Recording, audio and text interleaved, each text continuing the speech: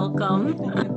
Welcome to How We Heal podcast. I am Rachel Chase, here with my good friend and healer, Lisa Jiwan. And today is May 7th, 2020. Welcome, welcome, welcome, welcome. We are giggling because this is take 2. And we're learning, just like so many of us are learning, the ropes on technology and streaming and simulcasts and all that stuff. So for those of you who watch this later and think, I tried to watch it on Facebook, where was it? I apologize for that, but it's not going to be on Facebook. It's just going to be a Zoom thing that we're going to upload to YouTube, and you can watch a little later. So I'll make sure it gets up sooner than later so you can enjoy it as soon as possible. So here we are. I love it. Good evening, Rachel. So good to see your beautiful face. And welcome everybody on Zoom. We appreciate you tuning in. We love our little tribe. Thank you. Or our mighty tribe, I should say. It's so great to have that energy of support live too, because, there really is a sisterhood in our communities that have been Lisa's friends for a while, that have been my friends for a while, that we love just kind of bringing everybody together. Yes. And that really is the idea, right? It's all about collaboration and community and connection, and it's not about competition and getting ahead. It's about sharing and bringing each other, up as we all go together. So very much so. Mm-hmm. And I really appreciate that that's our connection, Lisa, that's how we came together with this whole fun thing we're doing together in this podcast. Absolutely. I couldn't imagine doing it with anybody else. You're absolutely amazing, and I love you tremendously. And how wonderful too that so many of our tribe lines, our friends that we have that are here and there, and they all intermingle, and you're like, oh yeah, we're all connected, and it's so beautiful.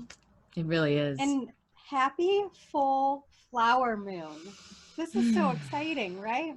We're in Taurus energy with the Scorpio moon energy. So like we're really rich and grounded, but now we're like really going with the flow with the Scorpio-ness. Are you feeling it? So very much so. And, it's interesting talking about the community vibration of that. And I kind of had this mental picture as you were saying that of like all of us together forming that flower, if it's known as the flower moon, that all the petals of the flower and all the centers gathering together, and it's all around the world. I bet if you put us all together, we would have this stretch all over the place, Absolutely. But yeah, I'm really feeling that shift from the go energy to the slower down, just slow, a little slower, which can be frustrating. Like, I have all this I need to get to, and my list. And I think especially coming into this whole pandemic thing, it was like this rush to adapt and frantic, and there's still a lot of that going on. And I think that now we're being given an opportunity to just give ourselves permission to just go deep into where we are right now and just be down in the waters of Scorpio, down in the depths of the truth, so. Absolutely. Yeah. Well, Scorpio is known for actually exposing what we're fearful of, right? And really getting down to cutting the crap out and really say, is this working for me? What am I happy doing? Like, what is my happiness?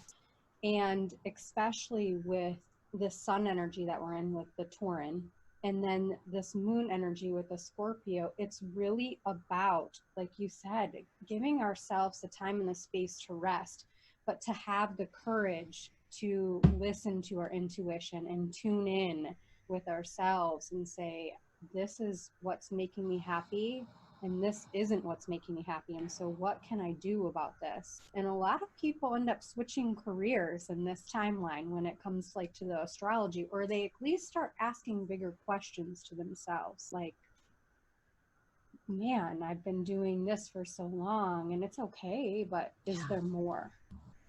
Yeah. And a lot of times, what you're making me think about is the idea that sometimes we should ourselves to death.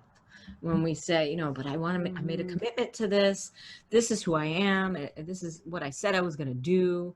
You know, and I don't want to look like a wishy-washy person by deciding suddenly, it seems suddenly, but really it isn't, because it's a shift from within the self to what's more true for yourself, you know. Get the sort of parsing through all of that to get to the nuggets of what is most right for oneself. And you were saying courage, and also I think it's like permission. Yes. To give ourselves a permission slip that it's okay. Yeah. It's okay to drop all of this progress. You know, like, oh God, can we just you know, that feeling in the body. I was working with a client just today, and we were talking about that, how sitting in the space of this deep meditative place and just going down into the deep wells of that water Scorpio energy, because that Taurus sun, you know, the Taurus Venus energy of love and beauty and steadfastness, you know, and the creative drive of that is shining its light down into the depths of the womb space almost of that. I kind of think of it as like water at night. The image of pure healing water that shimmers in the moonlight. It's got that shimmer, and you know, you can see down in there because the moon is shining, but it's dark, it's black blue, you know, and you can just let your consciousness float down into that space. And we think of Scorpio as being so intense, right? But it's not that same kind of fire intensity. It's like water depth, it's like holding all of the emotional goo, you know. Yes. Yeah, absolutely. Yeah, you hit it right on.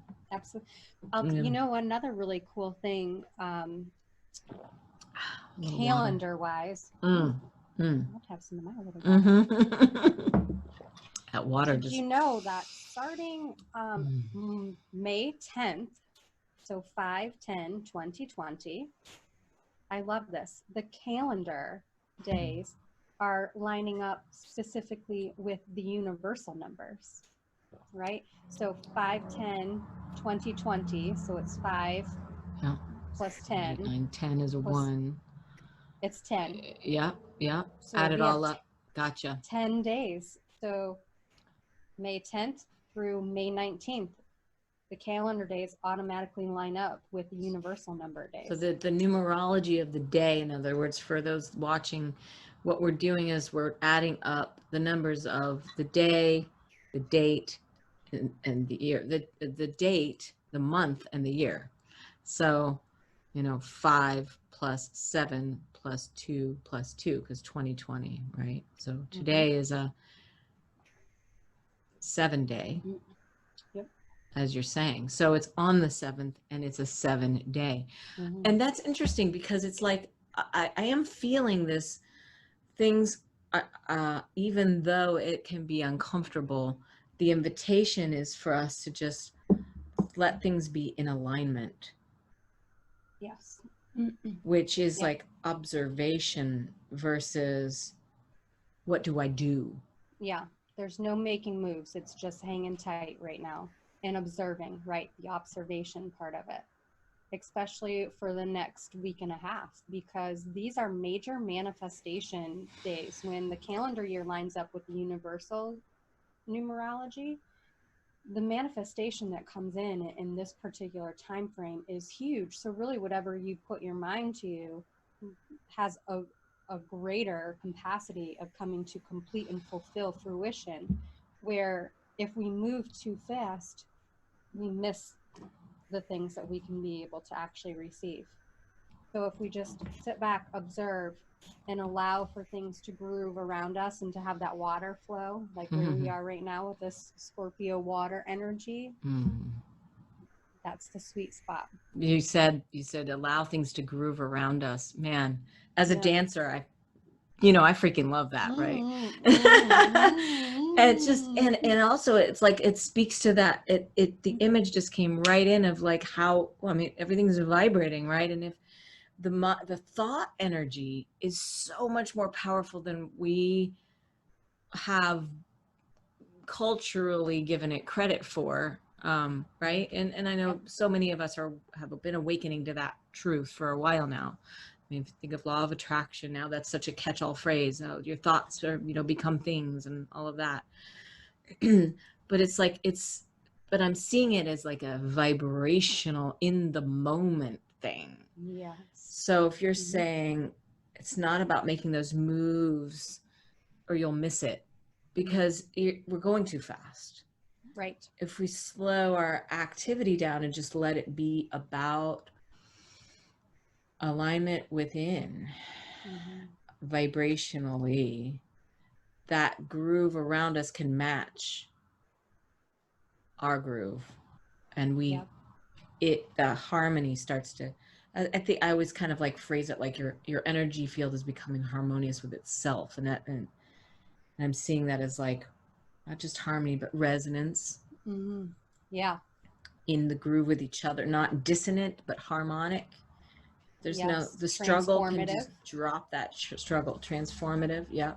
Yes. And then watch it unfold, which is of course ancient wisdom, but it's like we just need to be reminded of that, don't we? Yes. It's okay to observe. Again and again. And observing, it is okay to observe. And it's not just, and what is observing really, it's our awareness is light. So whatever we're placing our awareness on, whatever we're observing with the energy of acceptance, is shining a light on it, which is shadow work, right?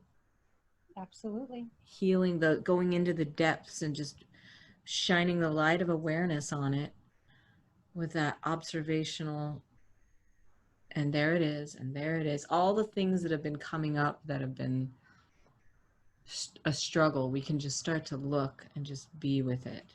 And that talks to me also about the other part of this full moon, which is that it's also known as the Vesic full moon, a celebration of the birth of Buddha, which is that same thing, that emanating grace of embodiment, of acceptance, of compassion, of peace. Yes. They taking the time to tap into the intuitive nature, right? That's what Buddha did. Yep. To align, like how beautiful, and happy birthday to Buddha. I honor you. Happy birthday. The Buddha in you honors the Buddha in me. We can honor each other. Everyone watching, honor the Buddha in yourself. Yes. It's a nature. It's a nature that we all possess. Yeah. Innate in our DNA. It's right here in our minds and our hearts. I think it's in our heart, isn't it? Yes, it is. I love that too. And when you think about this full moon being the flower full moon, right? And we think of like a flower and how it grows and then it opens up and the petals then begin to open and expand. It's just so symbolic with all of this too. And this full moon, if we even take it back to our ancestral time, connects and reminds the farmers this is when they're supposed to plant their corn for their fall harvest, right? So this whole moon time that we're experiencing right now is so beautiful, with all of this amazing, the Venus ruling planet, so bringing in love and the Tauran energy, then this is like full manifestation of abundance and money right now, and then being able to actually connect with like the land and the space that we are. It's just so great. And staying the course with that. And you were saying the farmers reminded to plant the seeds for the harvest at this time in the fall. And there's so much astrology going on with these retrograde planets that are about to take place that are then going to go back forward in the fall, in October. That's right. Four planets are about to go retrograde, or are going retrograde. Happening, the Venus Gemini situation going on, and the whole Pluto Saturn thing that got activated in January, and then coming back around with Jupiter and Pluto too. This dance with all these, planetary dances that are going on that are just sort of helping us reflect and see this big picture dance that's going on so that we can prepare for the fact that, in October, there's going to be another.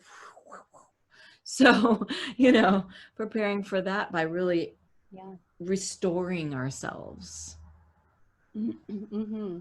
Yeah. And those big planets that are going to, they're halting right now as they're getting ready to, in appearance, move backwards. Yep. So they go retrograde, and we're looking at Venus, which is the planet for love, right? So this is like going to allow for us to maybe, we don't have to revisit things that aren't serving us, but maybe it's a chance to do better. And then we have Saturn and Jupiter, right? Those are other planets that are getting ready to go retro. Totally. And the whole time and constriction and release. But what you said, this opportunity to do better. And I love how you said it, because it was like, there was such a gentleness and kindness in the way that you said it that has to do with self-compassion, because we can be so hard on ourselves. I have a pen in my hand because I write stuff down that you say, and then I remember. And this idea of doing better, it makes me think of the energy going on right now of purification. And my glasses are a little crooked. Of the Scorpio water energy, and to be gentle with ourselves as we attempt to do this purification, this doing better. What is purification? What is purifying? And it makes me think of what you're saying about what doesn't serve, what isn't in alignment, what isn't the thing that, what do I want to focus my awareness on that is most right for my life? And a lot of people say, well, that's being selfish. Well, this is about what's most right for you. And if it's most right for you and it's highest, then it's most right for everybody. Right. So that purifying is like that tender, it's like a tender passion, a tender holding without grasping too hard. That it just seems to be coming through these sessions that I've been doing with people, and what I'm noticing in my own inner sense of what I'm working through personally too, of how to, when I feel myself doing that, and sometimes it's holding on to even the energy of like, what's going to happen? Is something going to, the other shoe going to drop, again, or whatever, then it's, am I holding on too tight to that? Am I holding on too tight to what I really feel I have to have, even too? Yeah. And then it's like, well, what do I have to have? Versus like, what am I needing right now? Yeah, this like neediness inside also is being reflected in the collective, the need to be right. Then you're wrong, I'm right. This is the truth. This isn't the truth. This is, just dropping back on that. And remembering it's all part of a bigger truth here. It's all part of a bigger truth, and holding it all with such perhaps compassion for the fact that, okay, there's a dance going on here. How can we see it all as being played out and find our place with it to be more of a presence, more of anchoring in of a peacefulness and that gentleness, I think, that we all need for ourselves and each other, Yes, absolutely. Yep. Yes. Yeah, the sacred pause is so important, isn't it? Just returning back to the breath, inhale and exhale. Again and again and again and again. Why don't we take a few breaths and maybe do some card pulling? I love it. Let's do that. Okay, great. I'm looking at my window here. There's a couple lizards on the outside of the window doing a little dance out here. So that's interesting. With the bunnies? There were bunnies, and then it got dark, and now there are lizards. So it's an interesting day today. There's a dance going on there. The groove. A little bit of this, a little bit of that. Okay. Some friendly messengers around to provide some wisdom for us. Breathing in, breathing out. So we rub our palms together like that. It helps to soften the nervous system, and it also brings your focus into the energy of your hands.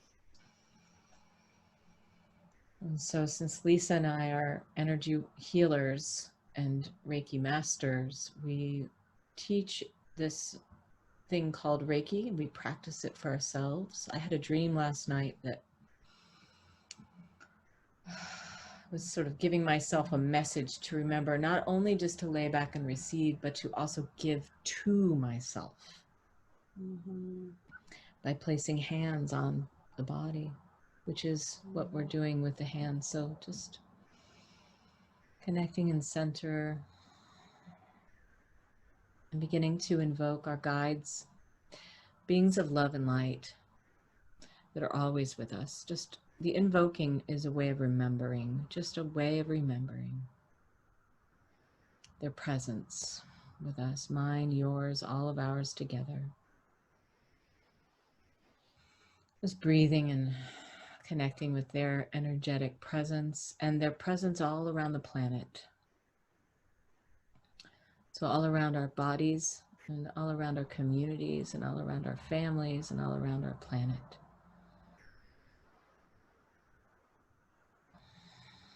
Just perceiving the energy flowing from the hearts of each other, from our own hearts. Connecting in our heart energy activates that portal of awareness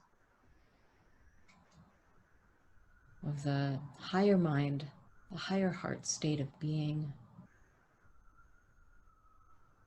that gives us the capacity to perceive through the eyes of compassion, down into the depths of our souls, down into the depths of our emotional bodies, down into the depths of our Mother Earth. And as we go down and in, our consciousness expands.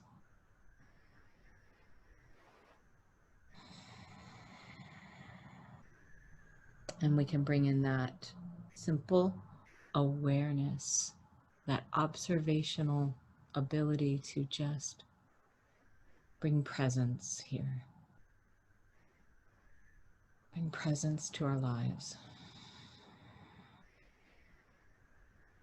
Practicing presence.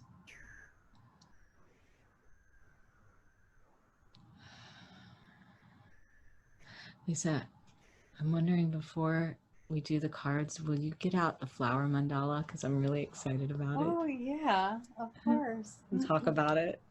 Pretty please. Yes. For the full moon, I always do a crystal grid, and sometimes I use herbs. So I have flowers, herbs, and crystals for this one. So let me move this down just a little bit. I don't know how you can see that. Oh, yeah. Can you see? Wow. Oh. So there's obviously a yellow rose in the center.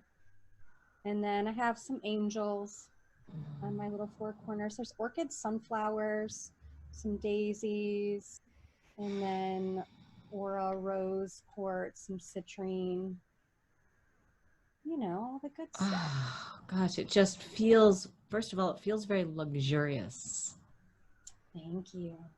Yeah, I got my little wolf guys on there too.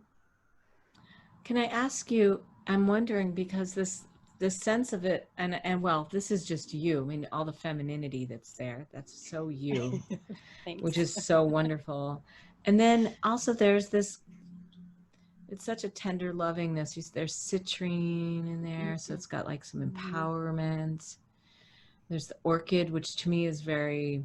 It's very sensual. Sensual. Yes, thank you. Scorpio energy. Yes. There you go. The sensuality, celebrating our sexuality. Yes. Yes. And that's the question I was going to say, is this do you feel this is connected in with your personal journey that you've been going through with some of your healing work of late? And if you feel okay sharing a little bit about that. Absolutely. Experience? I do feel like that is extremely connected to a lot of the work that I've been doing. So I have moved into doing womb healing and a lot of divine feminine energy work, a lot of goddess energy work, and even working with like the womb priestesshood. So being able to actually just connect with the body and love all components and aspects, and not just mine, but everyone else, and just having a greater appreciation and love, connecting to being in this vessel, this skin, you know, this little meat suit, I guess, if you want to call it that, to be able to just really allow for my heartbeat to be felt in every single part of my body. And so that's the energy work that I've been moving into for healing properties and components and whatever word else we want to call it. But it's has a lot of reward to it, and it's really helped awaken a lot of aspects internally and externally, and on all of the energetic bodies that surround each of us, where I'm finding a lot of alignment that's coming through and happening with this. So yes, I'm really happy for you. I'm so happy for you that that's been the case, you know, that's transpiring for you as you've blossomed through this journey. I remember when you first started too. So, you know, and as we do this work on ourselves, it's so collective too, and all of the wounds, you know, and the hurt that's been happening for millennia. And that it affects us all, and it's, you know, this outward projection. And if we can take that focus, and also that's what tonight is about too, is to bring it inward. It's a very inward focusing. A lot of times full moons are these big, you know, expansive things. This one is all about in. It's all about in. And of course there's some completions happening too. So, you know, interesting that you would just have completed this journey that you've been on with that process right here near this full moon. So wow, really, I'm sure no accident. Of course there are no accidents. No, the timing with the container that I had just finished was absolutely perfect, and throughout the whole entire process, just being shown by my guides and my angels that, you know, I'm exactly where I need to be, because everything just continued to line up as it needed to, which was absolutely amazing. That's such a great example. That's a great example and model for all of us, all healers, all space holders, all women. I'm going to just say women right now because I know that's who is on this call. But I also want to say there are many men who are space holders, obviously powerful. So, you know, all of the above, all genders. But for those that are tuning in with that divine feminine energy, I should say, of holding the space, of being the space keeper, it's so important for us to allow ourselves to be held and to go through these journeys, because that's what life's all about. So yes, the expansion, right? So we can all continual. Yeah, I love it. I'm feeling cards coming. Let's do the cards. While you're shuffling, some tools I'll share with our loved ones that you can utilize. We can do like some crystals to tap in with the energy right now. Obviously, all abundant crystals, all money crystals. So citrine, tiger's eye, green aventurine. Tiger's eye. Yes. With the dragonfly in it. There's a golden dragonfly in my tiger's eye. I love that. It's one of the flat ones. Oh, courage and prosperity. Yeah. Love it. Total And divinity with the solar dragonfly. plexus. Total That's right. solar plexus. That's right. Garnet. I have this beautiful, this is a hand etched garnet. Isn't that amazing? Oh, it's beautiful. I've been thinking so much Yeah. today of that red, and that red and these flowers is just like, oh my gosh. Yes. My darling husband got me all these flowers yesterday. Reds, oranges, and yellows. Look at your hubby's on. He knows Mm-hmm. intuitively. It's all Get you the reds. Tell you what. Yep. I love it. We got sunstone and fire agate. These are all beautiful. And ruby. This is a raw ruby piece. Isn't that awesome? Oh, wow. Yeah. What deck are you pulling from? So, I pulled a card for our group tonight from the Wisdom of the Hidden Realms. It's a Colette Baron-Reid deck. I thought it was pretty perfect for this full moon. It's all about that subconscious and going deep within and looking at what's hidden and just shedding light on it, just pouring our hearts into it. The Taurus energy of you know, the Venus energy pouring into the depths of our watery moon to bring up those realizations. And so no coincidence, of course, that I pulled the card that it's a number 25, which is 7. Today's a 7. And it's called the Eyes of Beauty. Isn't that interesting? Because that's Taurus, right? That's what Taurus is all about, is beauty and luxury and positive expectations, and then also clarity come up here. And you can see there's a veiled person there. Beautiful. With this sort of peeking through into the light that's sort of hidden. I see that very strongly. And there's some veiling going on. So it actually pulled upside down, which not a bad thing. It's just a way of sort of saying something really needs to be looked at here and get some more clarity. And I feel like that's going right back to what you said in the very beginning of this, which has to do with what's true for you. Honoring what is right for you and getting honest with that. You know, and maybe right now we don't know. We want to know. We're trying to know. We're reaching out to know, but it's not time for knowing at this moment. It's time for simply sitting and appreciating. What can I appreciate right now that is that which gives me fulfillment and sensual pleasure and beauty and whatever it is that nurtures us right now. As we prepare for the next phase. I love that. That message is beautiful. Let's see here.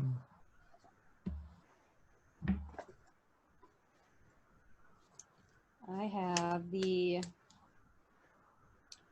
Women's Bodies and Wisdom. Christiane Northrup. Yes, she's amazing. Beautiful. I'm always reminded of her, and then I forget. I need to write that down. Thank you for reminding me. Good reminder. Yes. Yeah, I received a message intuitively today that was just reminding me about how now is the time to create an alliance, to create partnerships, and it doesn't have to be with others. It can be with yourself and with your guides, and use that time to be able to create that alliance. And then that will bring in additional harmony and clarity for you. And then the total outcome of that is going to be a celebration and success. You know, the amazingness is what we're looking for to be able to receive during this time. And that message came to me in meditation. Yeah, it's interesting you should say that, because that very similar message has been coming through in my meditations as well, is that, and mine comes through in the form of understanding what creativity truly is. And creativity can only happen in relationship. If we lived in a bubble, if we were isolated, if we didn't have any inner relationship with self, there would be nothing to create, you know. And if we're trying to make a life that we love, or whatever that is, you know, manifest is, it's funny, that word kind of, I don't like to use it too much, because you know, it's like I'm trying to manifest this, bing, and make it happen. Everything. But it's like we are manifestations, you know, and within our being are multifacets of being. And if we can go into self and sort of, because, you know, there's a lot of what happens when we feel like, you know, we have all these things we need to heal. It's just those aspects of ourselves that we haven't been able to love yet. Yes. You know, or accept, or we're trying to get rid of, or purge, or we hate it and we wish we weren't this way, or we, you know. So if we can go deeply into the space again of that acceptance piece of just saying, okay, there's that aspect of me that I get angry about. There's that aspect, oh, there's my anger. I accept it. I even accept that part of my mind that does this thing, you know, whatever it is. And those inner relationships, then the slowing down and the being with it and just breathing through the holding space of it gives way to more space. And we just invite in more space and more light and more space and more light, more space and more light, to hold it all, rather than trying to free ourselves from it. And then it all starts to dissolve into this more of an acceptance place, and all that guidance that we've been looking for just begins to reveal itself. And that's, to me, also the part that's that collaboration with self, you know, with aspects of being, giving it room, so that so much people say, oh, I need to go find out about my higher self, or I need to, it's like this left brain intellectual understanding versus the direct experiencing of it from within yourself. Right. The direct experiencing, which requires curiosity. Yeah. And instead of the seeking out, it's actually going within, right? Again and again and again. What do we have? What do we have? Oh, enlightened heart and mind. Active versus passive. Look at that. The number is 7. Goodness. So we know it's for today. Yeah. And 7 is embodiment. Yes, absolutely. 7 is about physicality, being in your body. So you have a choice, you know, discerning active, passive. An enlightened heart and mind can sit with the activity, can sit with the passivity, and can see that the flow, the ebb and the flow, is the natural way that life goes. That's right. Yeah. I love that. The passive and the active, the yin and the yang, right? Yeah. And it's okay for the passive to be there. It's okay.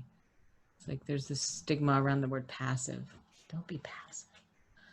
But, you know, it's different than passive aggressive. Right.